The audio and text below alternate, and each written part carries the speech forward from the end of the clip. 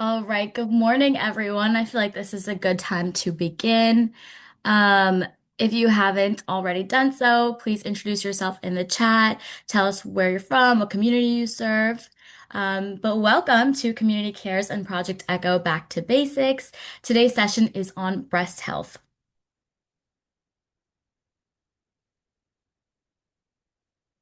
So this is just a quick disclaimer that the information contained in this presentation is not substitute for a medical consultation, and a physician should always be consulted for any health problem or medical condition.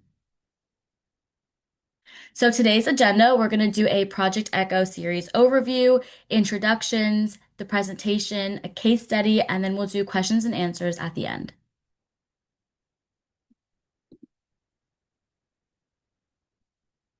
So, a little bit about Project Echo. Project Echo is a movement to demonopolize knowledge and amplify local capacity to provide best practice care for underserved people all over the world.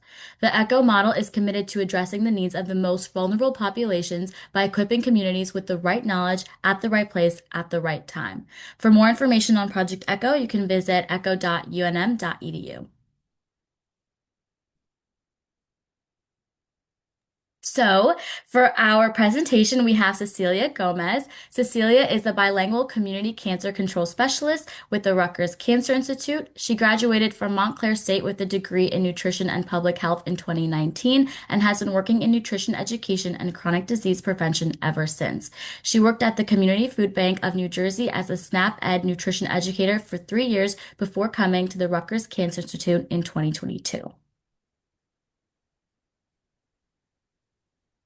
And then for our case study, we have Fiordalisa Gomez. Fiordalisa is a nurse navigator for oncology services at RWJBH Rahway. Lisa holds a BA in psychology from Rutgers University and a BSN from Chamberlain College of Nursing. She obtained her patient navigation certificate from the Harold P. Friedman Patient Navigation Institute in New York. Lisa has previously worked in inpatient hematology, oncology, and outpatient infusion. Before becoming a nurse, she had a career in public health where she focused on community mobilization and reducing health disparities through screening, education, risk reduction, and patient navigation. Lisa's role as a navigator is to help patients understand their diagnosis and the treatment options, including clinical trials. As a navigator, she ensures seamless coordination of care between all members of the healthcare team, even if they're at various locations. She is an advocate for the patient and addresses barriers as well as provides education and resources to connect patients with support services. So without further ado, I'll pass it on to Cecilia.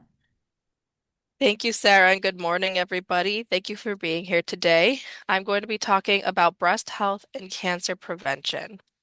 But first, we're going to get started with a quick pre-test just to see what you know already. And all of the answers are throughout the PowerPoint, and we will review them at the end as well. Number one, women under 40 years of age do not get breast cancer. True or false? Number two, breast cancer screening is an effective way to diagnose breast cancer early. True or false? Obesity is a risk factor for breast cancer. True or false? And lastly, there is no genetic test for breast cancer gene mutations. True or false?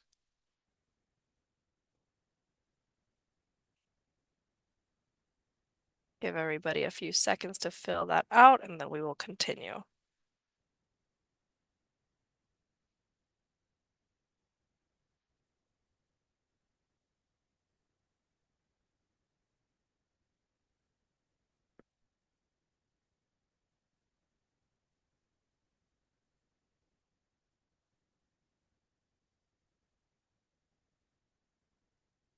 Okay, I think we could keep going.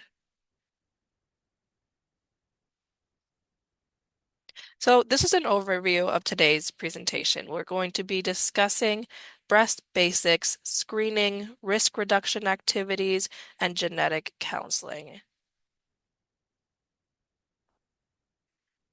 So starting with the breast basics, let's begin by reviewing the basics of breast anatomy. So the photo on the right shows each breast has lobes and ducts. Typically, there are about 15 to 20 lobes per breast, and lobes lead to smaller lobules that produce milk. Milk travels through ducts and exits through the nipple. The breast also contains fatty tissue. And this is important to note because there are two main types of breast cancer. There is ductal carcinoma, which starts in the milk ducts, and lobular carcinoma, which starts in the milk-producing lobules. The picture on the far left shows our body's lymphatic system, which serves as a filtration system and is super important for our immune system. Swollen glands, which you often see when sick, are enlarged lymph nodes that are fighting infections. Lymph vessels and lymph nodes, highlighted in green in the middle picture, are present in the breast. It's crucial to understand lymph nodes because if breast cancer spreads beyond the breast, it is often targeting the lymph nodes, particularly those under the armpit. Now, breast density measures the amount of fibrous and glandular tissue in the breast compared to fatty tissue. Lobules and ducts are referred to as glandular ducts, and fibrous tissue and fat create the breast size and shape. These tissues can be difficult to see on a mammogram, and because of that, they are classified as dense. As of September 2024, all mammography facilities must include a breast density assessment as part of a patient's medical report, classifying the breast as dense or non-dense. Depending on the density of a person's breast, additional screening measures may be taken to confirm mammogram results. And so, what exactly is breast cancer? Breast cancer is when the cells in the breast don't follow the normal rules. Instead of dying after they've grown old or become damaged, they keep growing and creating more cells, even when the body doesn't need them. And these extra cells eventually form lumps called tumors that can also move to the other parts of the body, like through the lymph nodes, as I mentioned in the previous slide. A few breast cancer statistics. Breast cancer is the second leading cause of cancer death in women after lung cancer. About 1 in 8 women will develop breast cancer in the lifetime, and the risk increases as the woman ages. The median age for breast cancer diagnosis is 62 years old, and a very small number of women will be diagnosed with breast cancer younger than 45. For 2025, the American Cancer Society estimates about 316,950 invasive new cases, 59,080 non-invasive new cases, 42,680 deaths, 8,580 estimated new cases in New Jersey, and 1,200 estimated deaths in New Jersey. And now it's also important to note that men can also get breast cancer, although it is not very common. About 1% of all breast cancers happen in men. In 2025, it's estimated that around 2,800 new cases of invasive breast cancer will occur in men, and about 530 men may die from it. Breast cancer is about 100 times less common in white men than white women, and about 70 times less common in black men compared to black women. Black men with breast cancer tend to have a worse prognosis or outlook. Um, the chances of a man getting breast cancer in their lifetime is about 1 in 833.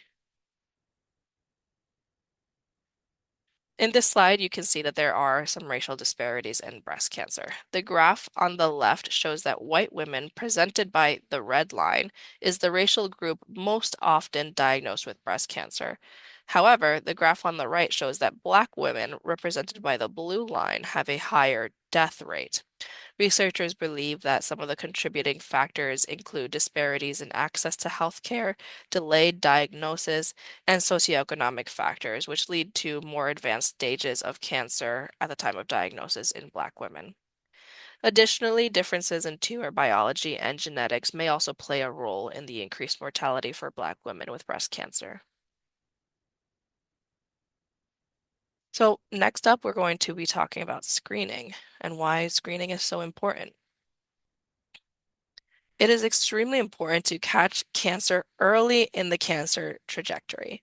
The goal of breast cancer screening is to catch the tumor when it is about the size of a pea before it spreads to the lymph nodes and other parts of the body.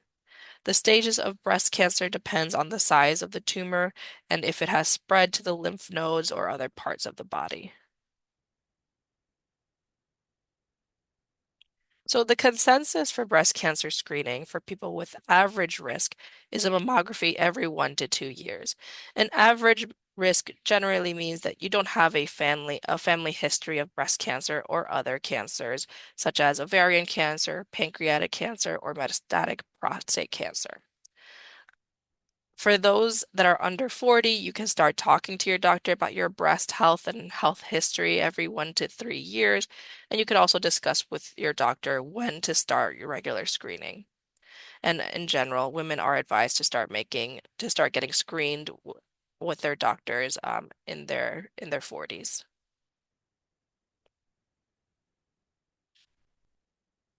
So, some changes to discuss with your doctors are any lumps or thickening, any swelling or color changes in the breast, noticeable changes in the size or shape of one or both breasts, dimpling, puckering, or redness, itchy, scaly skin or a rash, new and severe pain that doesn't go away, and nipple discharge or pulling inward. Basically, anything that is abnormal to you is something that you would want to discuss with your doctor. And so the mammogram is the most common breast cancer screening method. Right now, it is the gold standard that we have, and it can reduce breast cancer deaths for women ages 50 to 69 years of age.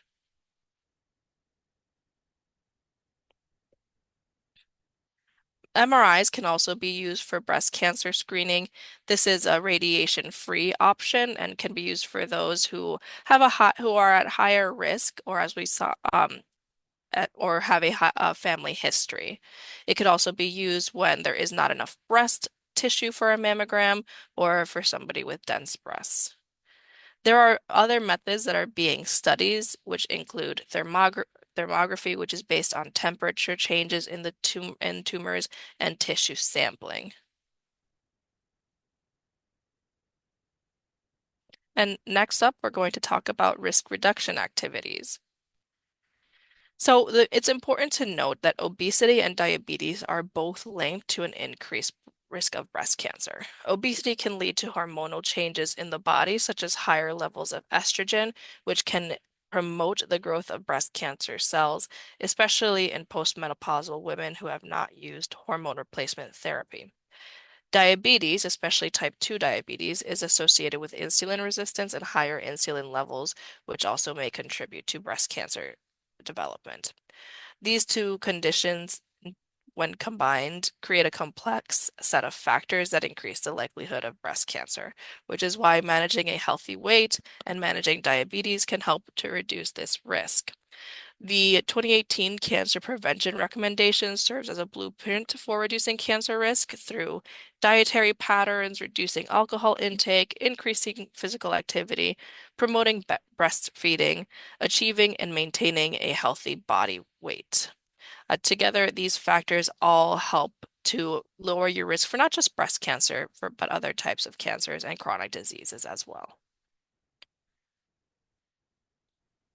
We do have to note that alcohol is a carcinogen. Alcohol consumption represents about the third largest contributor to cancer in women after smoking and obesity, and the fourth largest contributor in men after smoking, obesity, and UV radiation. There is strong evidence linking alcohol consumption to increased cancer risks such as breast cancer, oral cancer, esophageal cancer, liver, and colorectal cancers. So right now, the guidelines state that excuse me, moderate drinking is known as 1 drink per day for women and 2 drinks per day for men. But in general, restricting your alcohol intake as much as possible is really what is recommended. Exercise is often associated with weight management and heart health, but it also plays a significant role in reducing breast cancer risk and tumor growth. And this is because it lowers these sex hormones such as estrogen, growth factors, inflammation, high insulin levels, which are all linked to cancer development and progression. So regular exercise not only enhances your immune system, but of course helps to prevent obesity. So you want to try to aim for at least 150 minutes of moderate activity per week or 75 minutes of vigorous activity per week. And on top of that, you also do want to do some strength training, minimum at least 2 times a week. Research shows that women who exercise both before and after breast cancer treatment had a lower risk of cancer reoccurrence. So it's a really important piece of the puzzle. And finally, genetic counseling. We will briefly touch on this, which it helps you to assess your risk, but it can also help others in your family find out if they're at risk. So, about 5 to 10% of breast cancer cases are thought to be hereditary, meaning that they result directly from gene changes passed on from a parent. Genetic counselors specialize in testing for these gene changes or mutations. And so they have knowledge in how inherited conditions may affect a family or individual, proper choice making support about healthcare conditions, how family and medical histories may influence disease occurrence or reoccurrence, and they know which genetic tests are going to be helpful for you. So this is a gene testing panel. So after discussing with a genetic counselor, if you do decide to go through gene testing, it's as simple as a blood or saliva test. And there are a lot of different genes that can increase your risk of breast cancer. And so this is just an example of some of the genes that can be tested. And so, for anybody who is interested in genetic testing, the Life Center Hope program at the Rutgers Cancer Institute is a place where young women can come to better understand their personal risk of developing cancer and what they can do about it. It is positioned to identify and meet the needs of young women of diverse cultures and ethnicities, and is located right at the Rutgers Cancer Institute.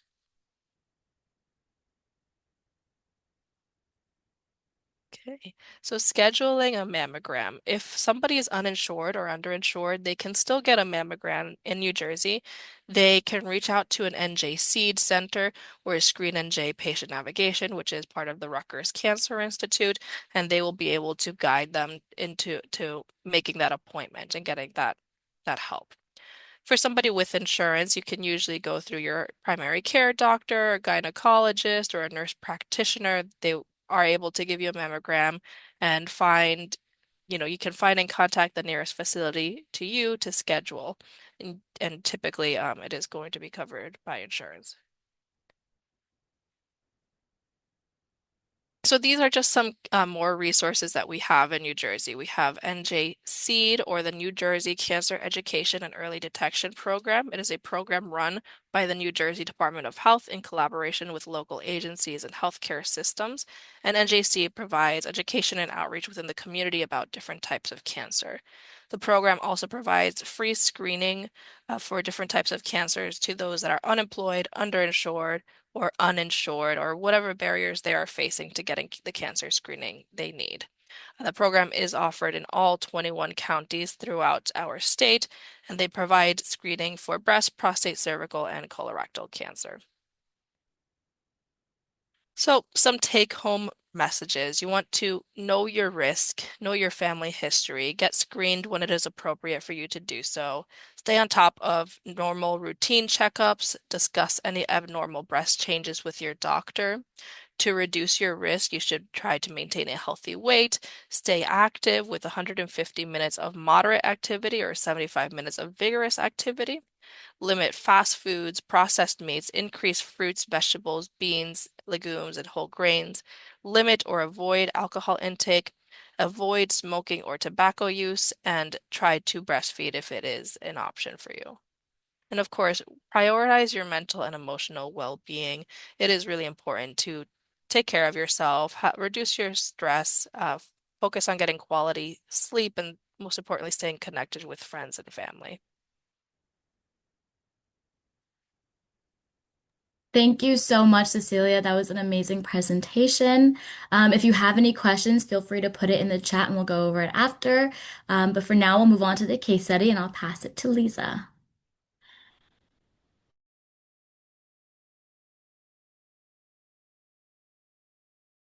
Thank you.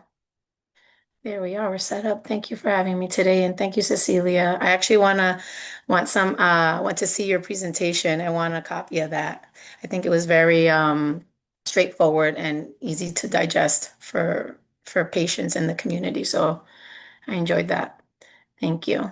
So, as Sarah said, my name is Fiordalisa Gomez. I am a nurse navigator for the RWJBH system. I work specifically out of Rahway campus, and I belong to a system-wide team throughout our RWJBH family. And we have a centralized call center in Somerset as well, where other nurse navigators sit in addition to the navigators that work at each campus.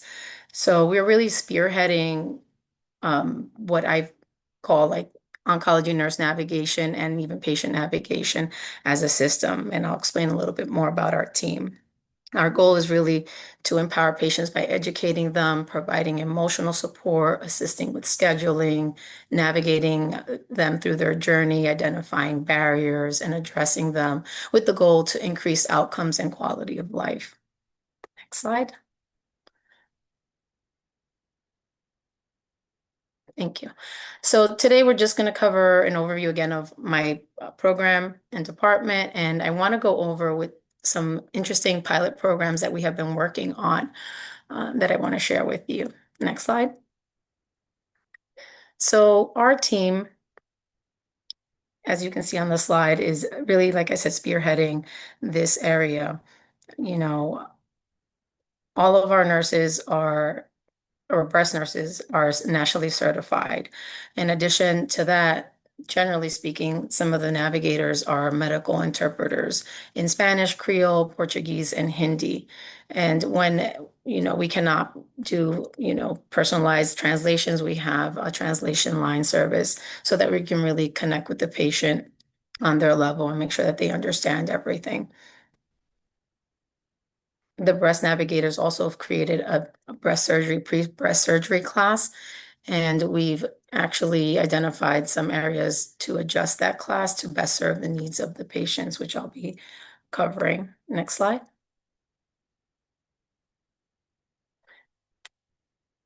So our team is comprised, as you can see, of 71 oncology nurse navigators. 48 of them are either on site or at the Somerset location. Out of the navigators there, one is lay non-clinical, but she works in the capacity almost as a nurse. She has a lot of experience, and we value her contribution. She's very knowledgeable about community services and how to navigate patients through that particular campus. 5 patient navigators are non-clinical, and they are at our call center. And this is newer. They're Merck grant based, and they are able to interface with the community a bit more, attend community events, provide, assistance with food and things like that. So those social determinants of health are really some of the areas that they work in. And then 17 in total are non-clinical. So between Livingston campus and our Somerset campus, we have 17 lay navigators on clinical in addition to the nurse navigators. So we're a large team. Just some stats on some of our services and what we've accomplished so far. In 2024, you can see that about 14,000 unique patients were navigated throughout our system. And since we track an Epic, we can see how many interventions were implemented, and it's really, amazing to see that we provided over 100,000, services, were addressed, barriers were removed and interventions were implemented to help these patients. Next slide. So the pilot programs I want to share with you today are 3 of them, as I mentioned. So we submitted 4 and 3 were accepted as poster presentations for the Academy of Nurse and Patient Navigators Annual Conference in New Orleans in November. And this achievement really highlights the dedication, expertise, and innovation of our nurse and patient navigators who continue to advance navigation excellence and improve the cancer journey for our patients. Two of the accepted studies focus specifically on breast cancer patients, and one addresses medication access and adherence. Notably, the standardization of the breast education program has enabled a team to cross-cover navigator absences, ensuring patients consistently receive the highest quality experience and information prior to surgery. And the projects are embedding a nurse navigator at the point of biopsy to expedite surgical consultation for suspected breast cancer, and systemizing preoperative education, a nurse navigator-led model to reduce anxiety and improve surgical readiness across an academic health system. And lastly, pathways to adherence, patient navigation pilot for equitable medication access and adherence. Next slide.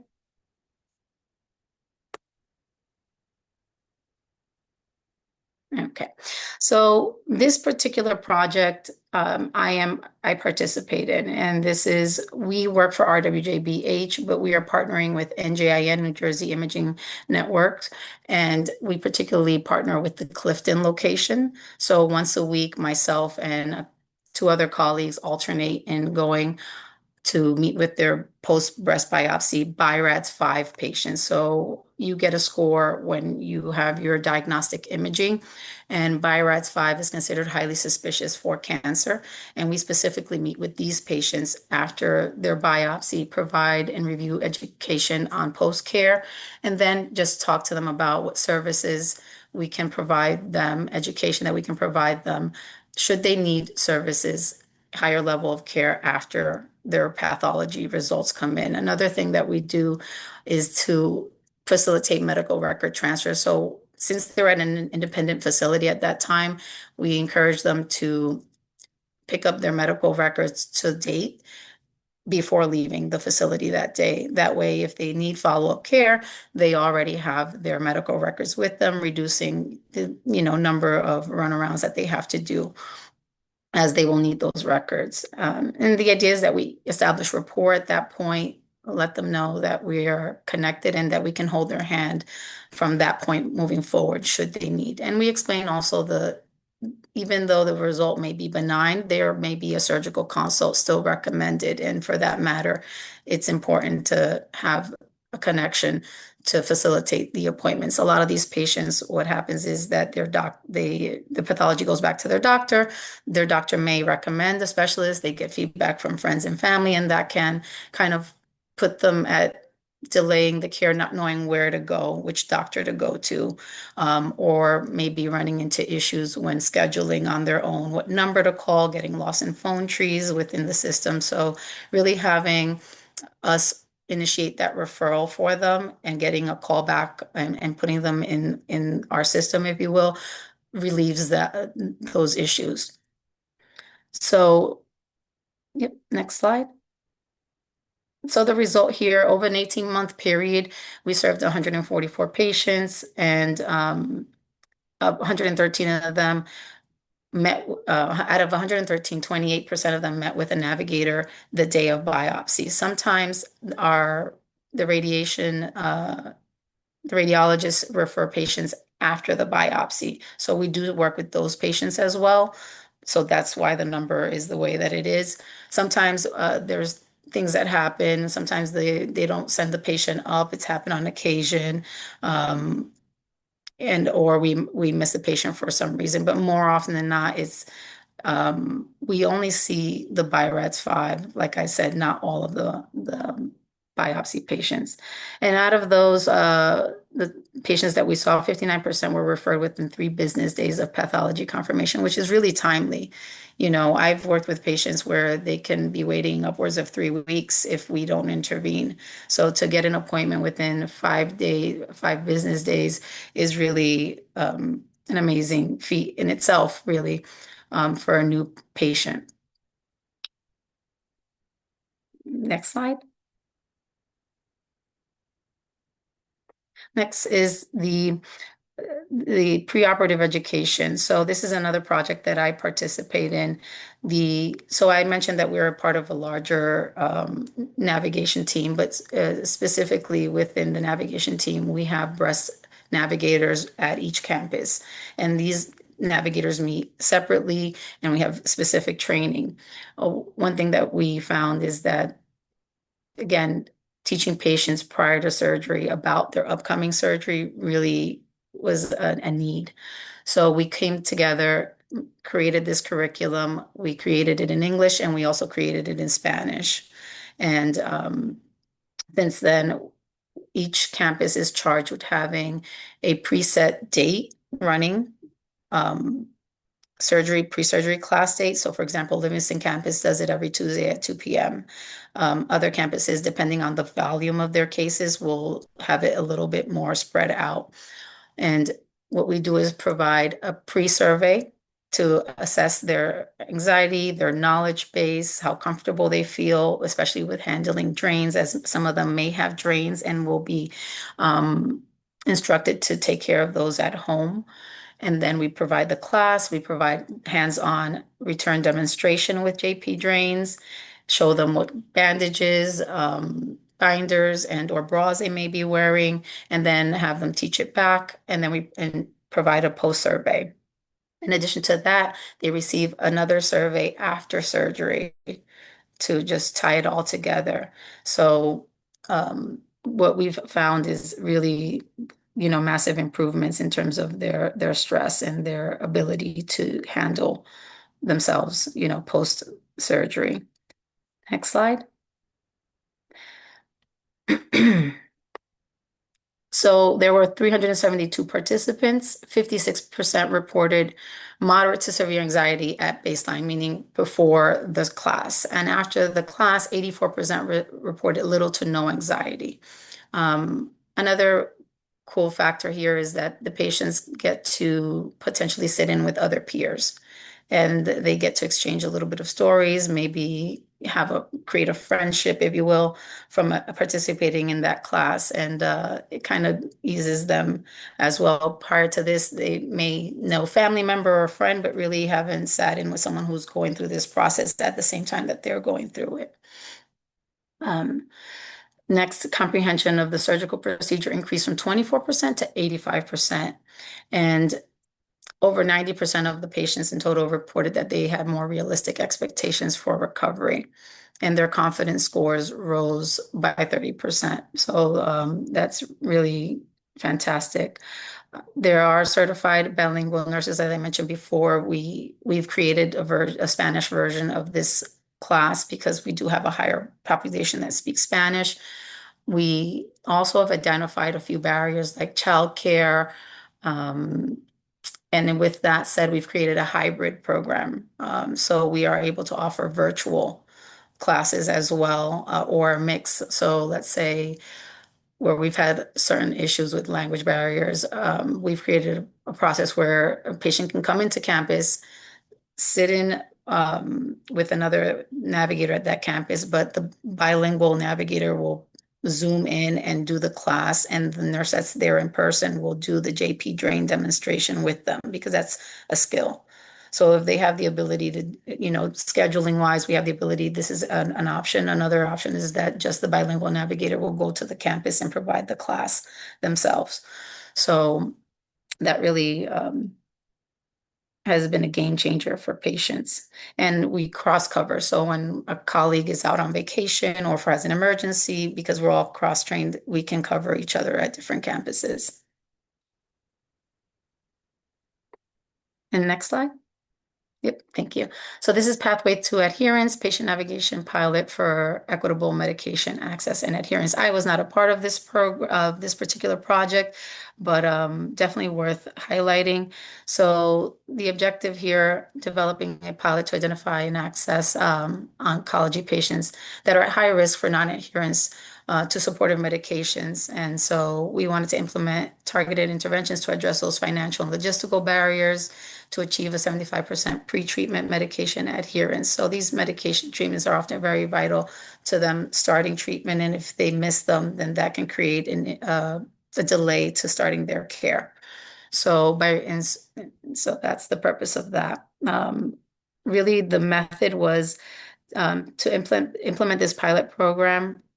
Uh, Patients flagged by nurse navigators as high risk based on insurance status, financial hardship, or logistical barriers were referred to a non-clinical patient navigator, which I mentioned earlier. They handle those social determinants of health more so. And so they contacted the patients 5 to 7 days before treatment to confirm medication access. If the medication had not been obtained, they identified specific barriers such as cost, transportation, or forgetfulness, and coordinated the appropriate interventions. Clinical concerns were escalated to RN navigators for re-education, and persistent non-adherence triggered further nurse engagement to enforce the importance of supportive medication in managing side effects. Key performance indicators included the number of high-risk patients, the types and frequency of barriers, the number of patients receiving assistance, nurse escalations, and medication acquisition rates prior to treatment. Next slide. Thank you. So out of 376 patients that were screened for noncompliance based on all the barriers that I mentioned, 7% were identified as high risk for non-adherence and referred to an intervention. The majority were Hispanic, 71%, and were diagnosed with breast, gynecologic, or digestive cancers. And the patient navigators contacted all the patients prior to treatment, as I mentioned before, and coordinated financial assistance for 14 patients, secured transportation for one, and confirmed medication pickup for 27 patients. All 28 patients began treatment on time with no delays due to medication access. So this program really was impactful.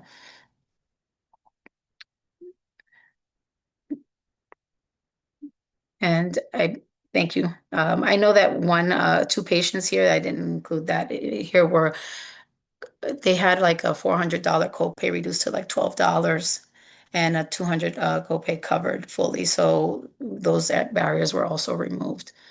Thank you for your time. Any questions?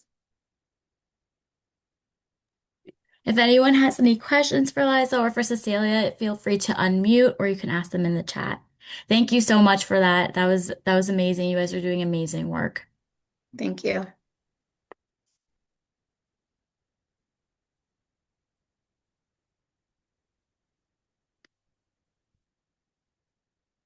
If you come up with a question later, I'll send everybody the Mighty Networks link so you can put the question there. We can answer it later as well. So I believe now we have the post test. So I can put that on the screen. Cecilia, I don't know if you want to jump in and Yeah, so we have our post test here. Should be popping up any second. Okay, great. So once again, I'll give everybody a couple seconds to fill this out, and then we will review the answers.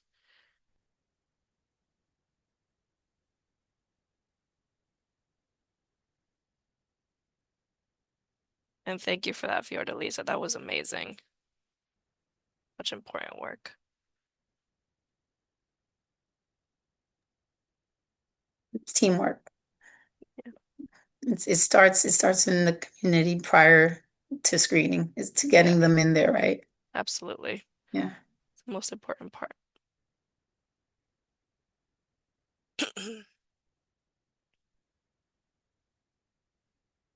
Okay, how are we doing on our poll? I'll give it a few more seconds. Okay. Do a few more people.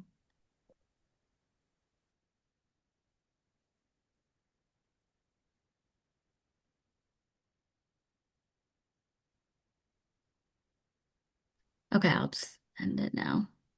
Okay, great. Okay, yeah, so seems like everybody did pretty good on the poll. We'll just quickly review. Women under 40 years of age do not get breast cancer. This is false. It is very rare, but it does sometimes occur in younger women. Number two, breast cancer screening is an effective way to diagnose breast cancer early. This is true. It is so important to try and catch tumors before they begin to grow or before the cancer starts to spread. Number three, obesity is a risk factor for breast cancer. This is also true.